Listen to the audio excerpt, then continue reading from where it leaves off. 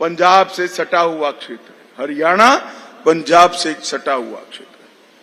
हम पूरा देश सिख गुरुओं पर नाच करता है। दशम पिता का सम्मान हर घर में होता है, हर घर में, हर स्कूल में दशम पिता की तस्वीर लगी है, हर घर में नानक देव महाराज की तस्वीर लगी है। और ये राहुल बाबा कहते हैं सिखों को भारत में पगड़ी पहनने की स्वतंत्रता नहीं है, सिखों को भारत में कड़ा पहनने की स्वतंत्रता नहीं है, सिखों को भारत में गुरुद्वारे में जाने की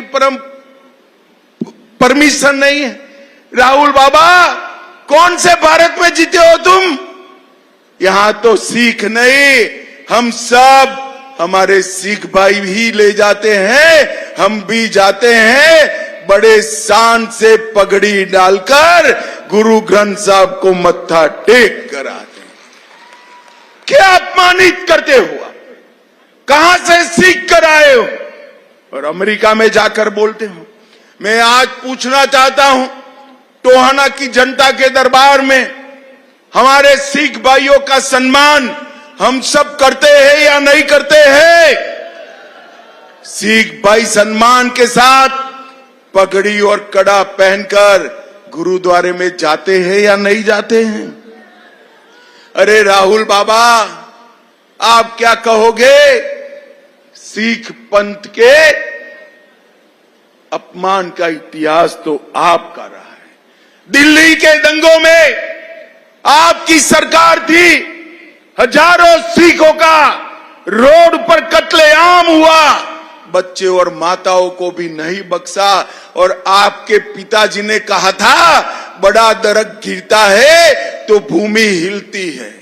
राहुल बाबा, अगर आपको कुछ करना है तो कोई गुरुद्वारे में पगड़ी डालकर जाओ और हमारे सिख भाइयों की माफी मांगने का काम करो, माफी मांगने का काम करो। भाइयों बहनों, हरमिंदर साहिब का अपमान हो या सरदार मनमोहन सिंह का अपमान हो, एक कांग्रेस पार्टी ने ही किया है। भाइयों बहनों, आज मैं कहने आया हूं 10 साल के भारतीय जनता पार्टी के शासन में धुआं मुक्त हरियाणा हमने बनाया है, पढ़ी लिखी पंचायतें देने का काम हमने किया है, हरियाणा बासमती चावल में देश का सबसे बड़ा निर्यातक बना है, हर 10वां जवान सेना में हरियाणा से है।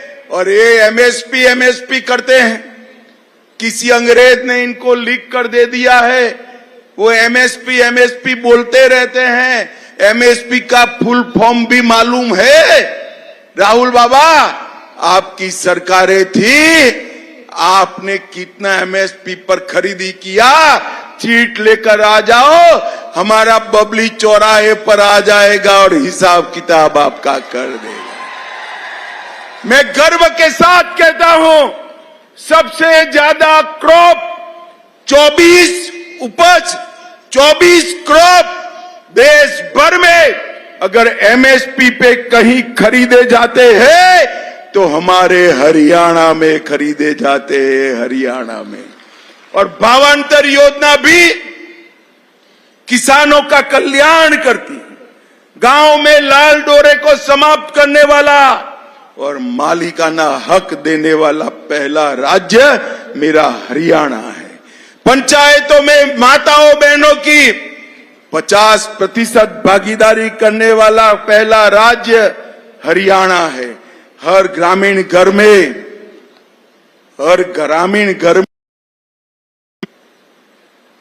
पेयजल, नल से जल पहुंचाने वाला पहला राज्य मेरा हरियाणा है।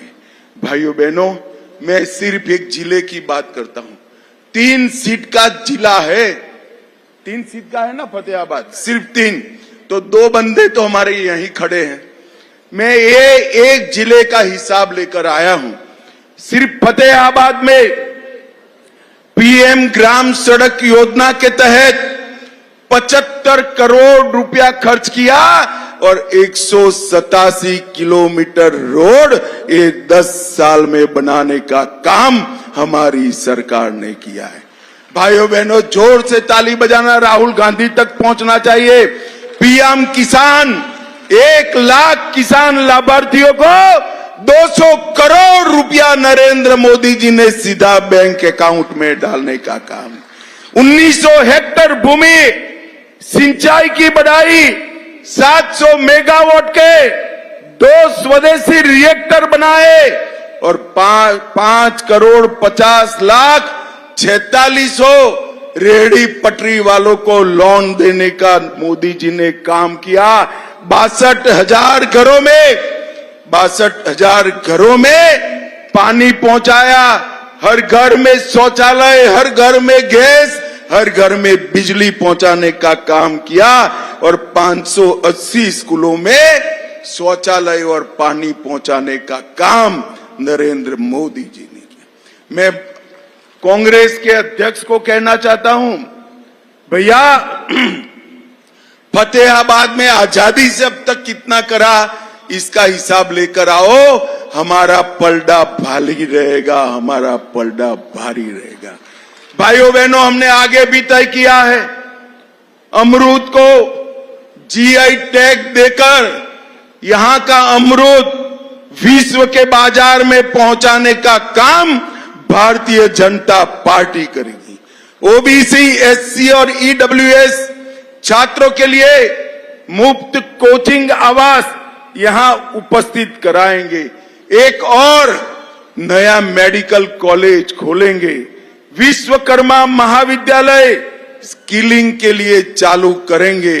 100 बस्तर वाले अस्पताल को 200 बस्तर का करेंगे और इसके साथ साथ आबादी के हिसाब से एक बहुत बड़ा आधुनिक सभागार भी बनाएंगे, ओलंपिक की नर्सरी भी बनाएंगे।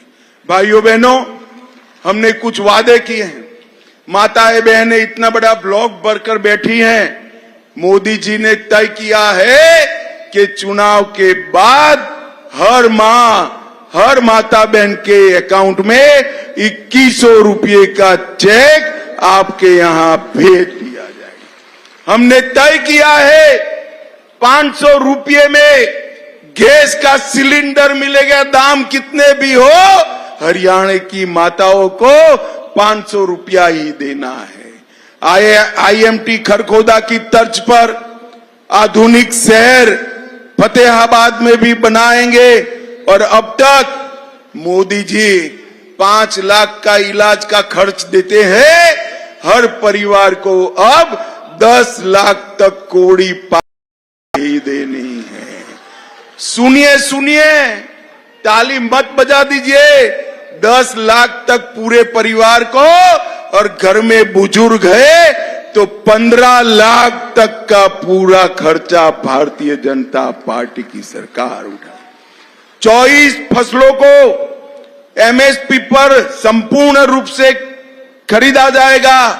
2 लाख युवाओं को सरकारी नौकरी, 5 लाख युवाओं के लिए रोजगार का अवसर और प्रमोशन योजना से मासिक स्टाइपेंड देने का काम करेंगे। 5 लाख गरीबों के घर बनाएंगे। हर व्यक्ति का डायलिसिस और डायग्नोसिस मुफ्त किया जाएगा। हर जिले में ओलंपिक की नर्सरी बनाएंगे और अव्वल बालिका योजना हेठर तहत प्रत्येक छात्रा जो कॉलेज जाती है इसको स्कूटर देने का काम भी भारतीय जनता पार्टी की सरकार करेगी। ये अग्निवीर के लिए युवाओं को राहुल बाबा गुमराह कर रहे हैं। टोहाना वालों, मैं बात का पक्का हूं, मैं आपके बीच में कहकर जाता हूं, एक भी अग्निवीर बाकी नहीं रहेगा। हरियाणा के हर अग्निवीर को पेंशन देने का काम हरियाणा और भारत सरकार करेगी। के तौर पर नई वंदे भारत ट्रेन चलाएंगे। मेडिकल और इंजीनियरिंग पढ़ने वाले ओबीसी और एससी छात्रों को 25 लाख के लोन की गारंटी हरियाणा सरकार। अब बहनों, मैं आज आपको आया हूं। ये चुनाव हरियाणा के, जिनको 10 साल से भ्रष्टाचार करने का मौका नहीं मिला, वो सारे राह देखकर बैठे, उनके मुंह से लार टपक रही। दिल्ली के कई दल्ले राह देखकर बैठे हैं, कब यहां कांग्रेस की सरकार आए।